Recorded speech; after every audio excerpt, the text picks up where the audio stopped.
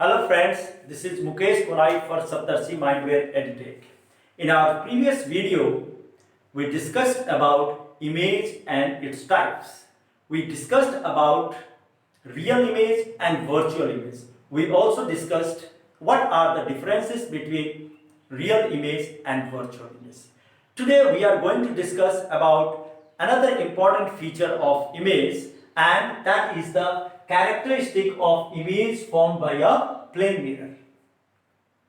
It is not that you have never stand in front of a plane mirror. Before going to school, before going out, before going to any party or any function, we always look ourselves into the mirror. What do you see? You see yourself, isn't it? You don't see somebody else. So first characteristic of the image formed by the plane mirror is the image is same as the object. Okay, so first characteristic is the image is same as the object.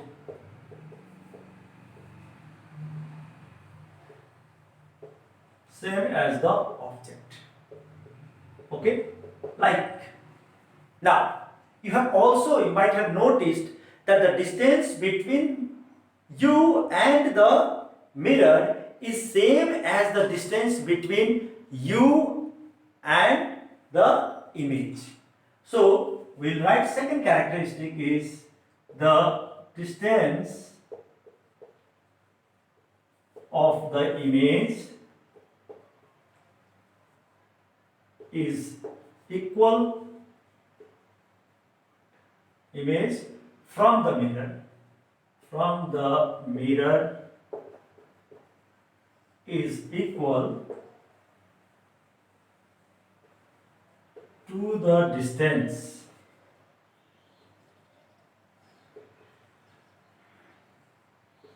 of the object from the mirror.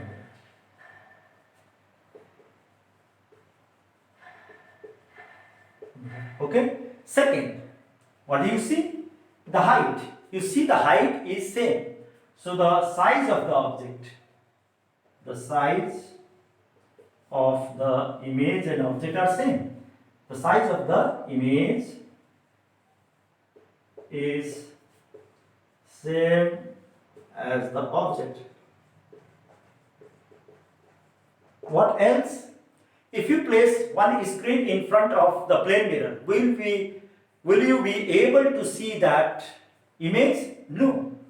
The image is behind. So the image is virtual. It cannot be received on a screen. The image is virtual and erect. The image is virtual and erect. Another important thing we notice in the image is that when I scratch my head with my right hand, my image tends to scratches its head with the left hand.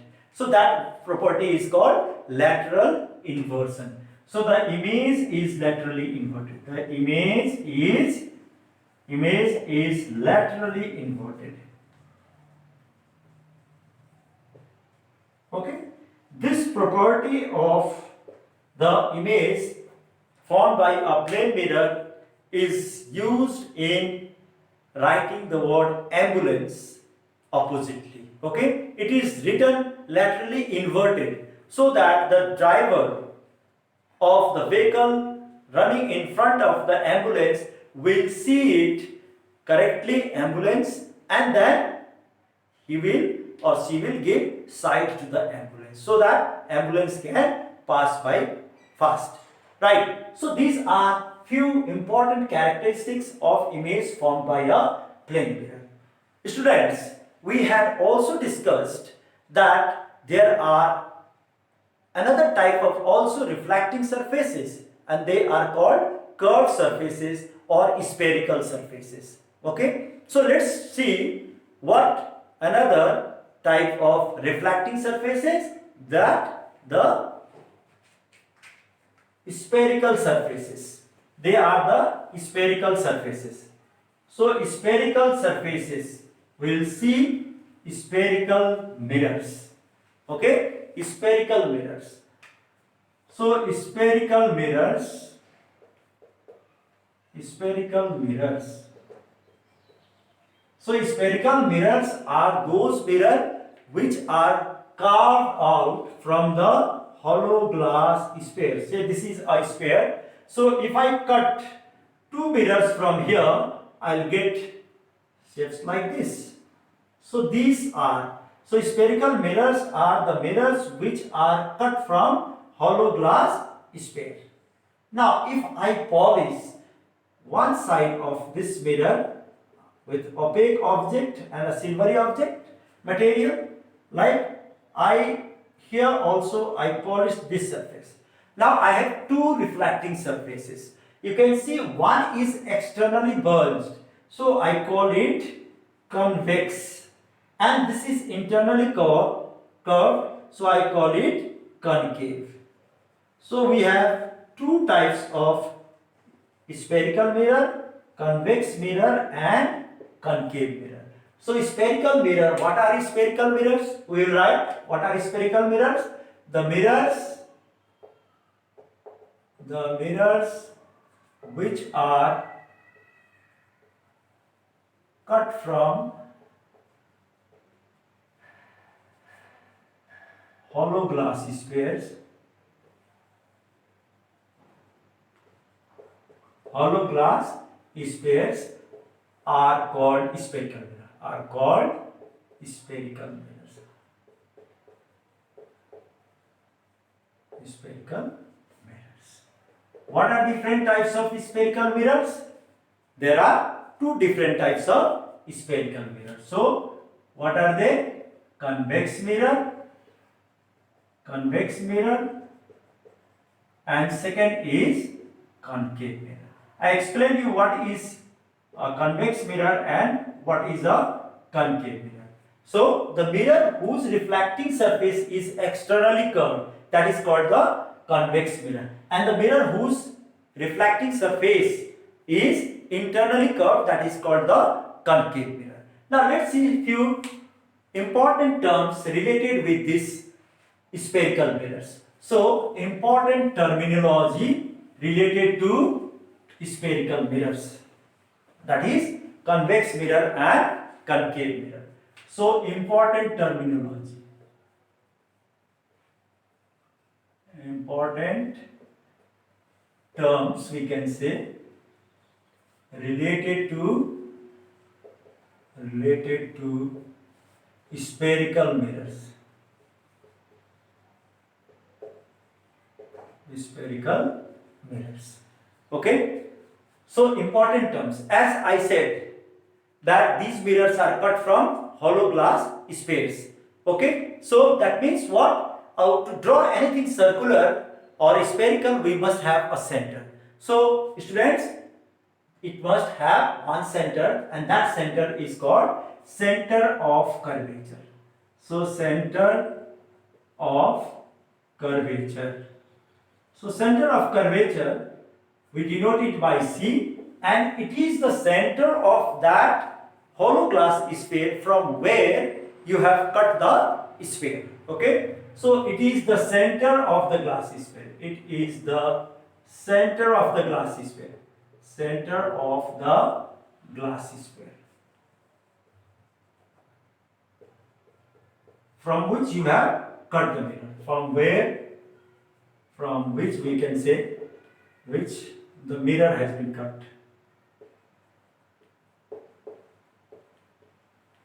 Mirror has been cut. Okay. So like this is a sphere. I have cut the mirror this part. I have cut one convex mirror from here. Say I have cut one. So the center of that sphere is here. So we can say that the center of curvature always lies outside the mirror. So it lies outside the mirror. Outside the mirror. Be it convex mirror or be it concave mirror, the center of curvature of a mirror lies where? outside the mirror, and it is a point actually. Okay, then next term is radius of curvature. Radius of curvature. What is this radius of curvature? Radius of curvature. What is this radius of curvature? So radius of curvature, it is the radius of the spherical glass mirror. Okay, so like here it is the distance or length. It is the distance between the center of curvature and the pole of the mirror.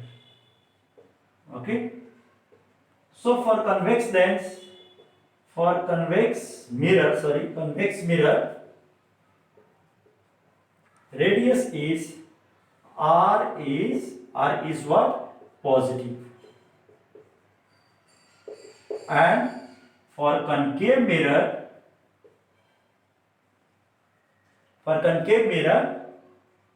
r is negative. Now here you will see that I have used a new term, that is pole. So what is this pole?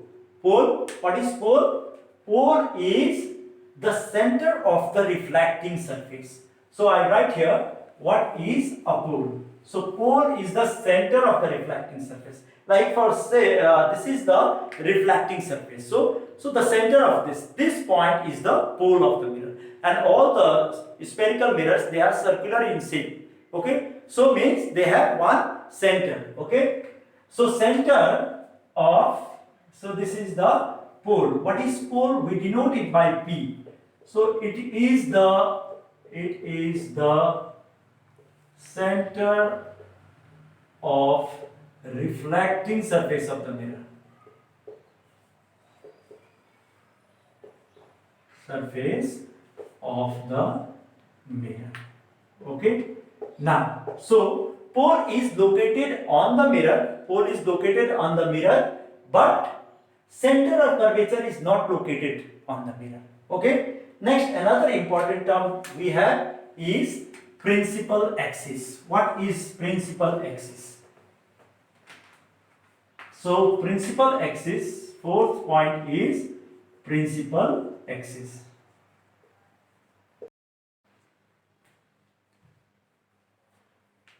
So another term is principal axis. Let's discuss what is principal axis. So principal axis. What is this?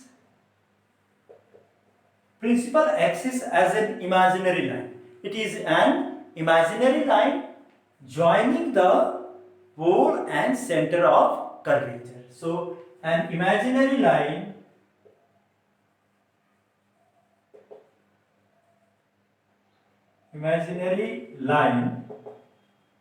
joining the pole and the center of curvature.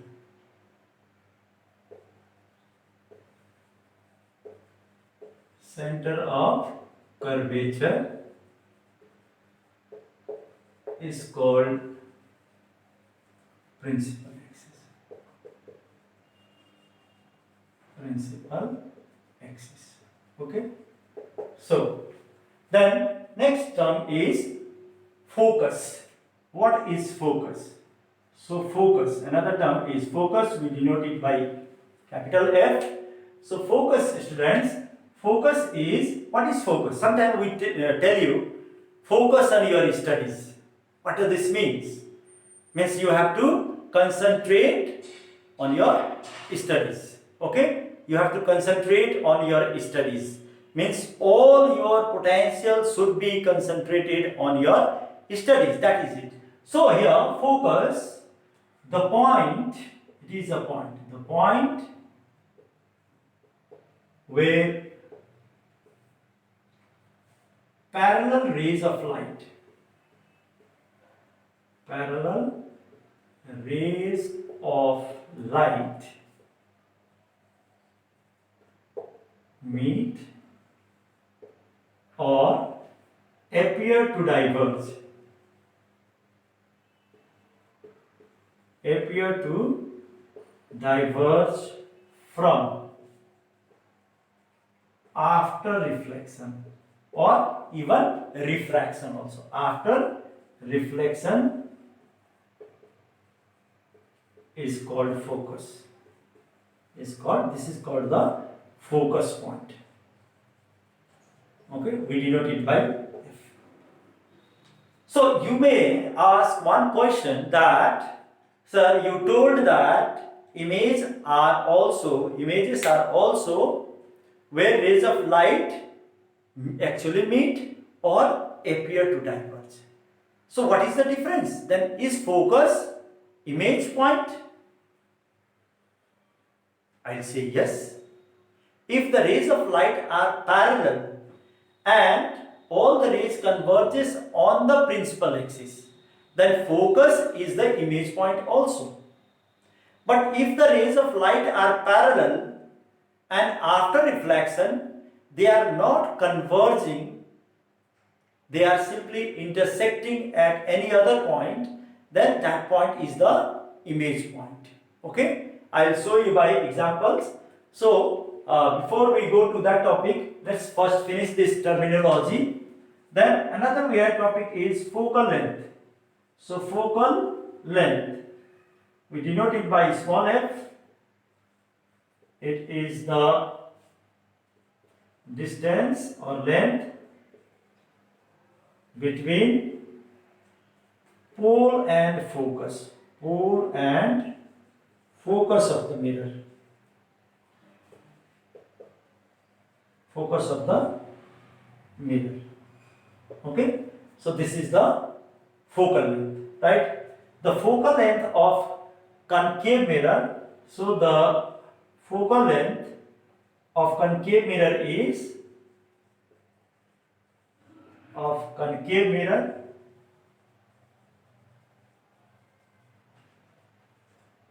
negative, and that of convex mirror is positive. Focal length of convex mirror is positive.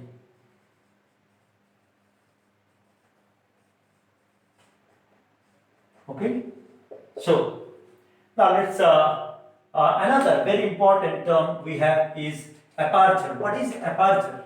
So aperture is the diameter or how big or small is the reflecting surface.